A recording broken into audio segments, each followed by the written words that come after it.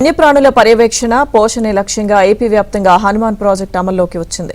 మంగళగిరిలోని AP special police parade గ్రౌండ్లోని కార్యక్రమంలో ఈ ప్రాజెక్టును డిప్యూటీ సీఎం పవన్ కళ్యాణ్ ప్రారంభించారు. ప్రస్తుతం పవన్ కళ్యాణ్ మాట్లాడుతున్నారు. లైవ్ చూద్దాం.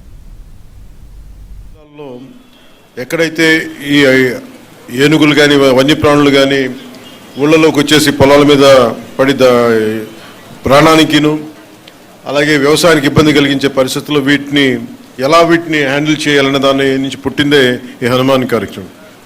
ఈ ప్రాజెక్ట్ ద్వారా సరిహద్దు గ్రామాల ప్రజలకి రక్షణ, వారి జీవనోపాధికి భద్రత కల్పించడం, వన్యప్రాణుల సంరక్షణ చర్యలు మరింత కట్టుదిట్టంగా ముందుకు తీసుకెళ్తాం.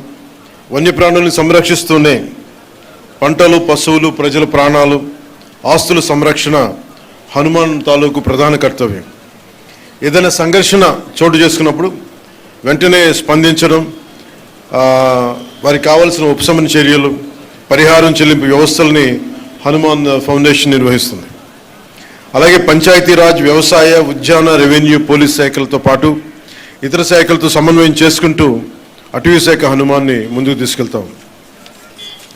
ఈరోజు ఈ హనుమాన్ ప్రాజెక్ట్ కోసం మొట్టమొదటిసారి రాష్ట్రంలో పూర్తి సాంకేతికతతో కూడిన అంటే GPS ట్రాకింగ్ ఇలాంటి సాంకేతికతతో కూడిన 100 వాహనాలని ప్రారంభించాం.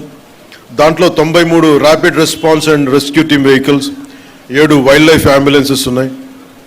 వీటికి అనుసంధానంగా విశాఖపట్నం, రాజమహేంద్రవరం, తిరుపతి, బైరట్లలో 4 wild life rescue and treatment సెంటర్స్ని ఏర్పాటు చేస్తూ ఉన్నాం. 19 ర్యాపిడ్ రెస్పాన్స్ టీమ్స్ సిద్ధంగా ఉన్నాయి.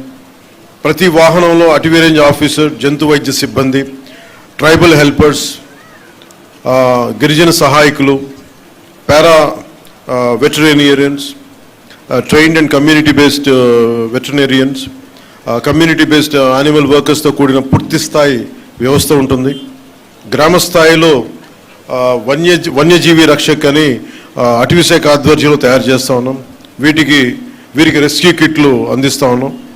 గ్రామ స్థాయిలో పావులు మరియు ఇతర జంతువుల నుండి ఎదురయ్యే సమస్యల్ని గ్రామ స్థాయిలోనే పరిష్కరించే విధంగా వారికి శిక్షణ ఇస్తా ఉన్నాం. అలాగే కూటమి ప్రభుత్వం అధికారంలోకి వచ్చిన తర్వాత హ్యూమన్ యానిమల్ ఈ సంఘర్షణలో జరిగిన నష్టానికి ఎప్పటికప్పుడు పరిహారం కూడా చెల్లించేస్తూ ఉన్నాం.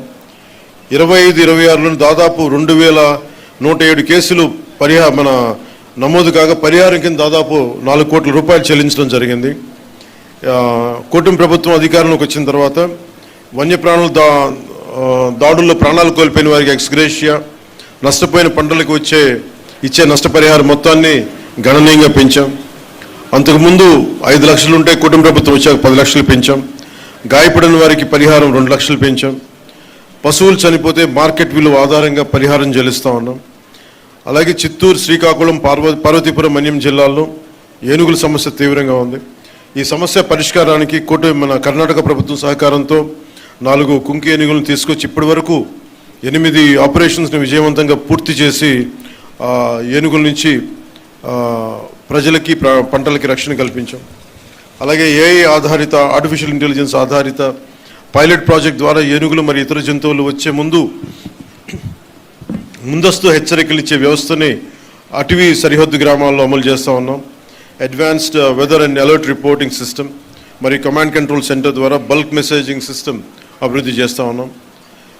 ఈ హనుమాన్ లక్ష్యం వైల్డ్ లైఫ్ ఇంటరాక్షన్ని కాన్ఫ్లిక్ట్గా కాకుండా రెస్పాన్సిబుల్, బాధ్యతగా ఒక కోలివింగ్గా మార్చడం. అంటే మనం భూమి అనేది ఒక మనిషికే కాదు, జంతువులకు కూడా వాటి పట్ల కూడా మనకు బాధ్యత ఉంది. వసుదైక కుటుంబకం అనే సిద్ధాంతాన్ని నమ్మేవాళ్ళం మన దేశం. సో అలాంటి వారి కోసం ఈ హనుమాన్ ఆ సిద్ధాంతాన్ని మరింత బలంగా ముందుకు తీసుకెళ్తుంది. అటవీ శాఖ అధికారులకి, ఫ్రంట్ లైన్ సిబ్బంది వారి అంకిత భావం, కష్టపడి చేసిన సేవల్ని మనస్ఫూర్తిగా నేను అభినందిస్తూ ఉన్నాను. అలాగే ముఖ్యంగా NGOs లేకుండా ఇలాంటి కార్యక్రమాలను ముందుకు తీసుకెళ్ళడం చాలా కష్టం. అలాగే wild life fund, Hyderabad tiger conservation society, eastern Ghats conservation society వంటి నిబద్ధతతో పనిచేస్తున్న స్వచ్ఛంద సంస్థలకి ప్రత్యేకంగా అభినందనలు తెలియజేసుకున్నాను.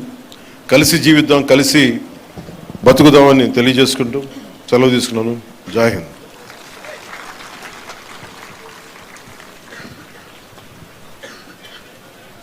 Thank you, sir. Thank you very much.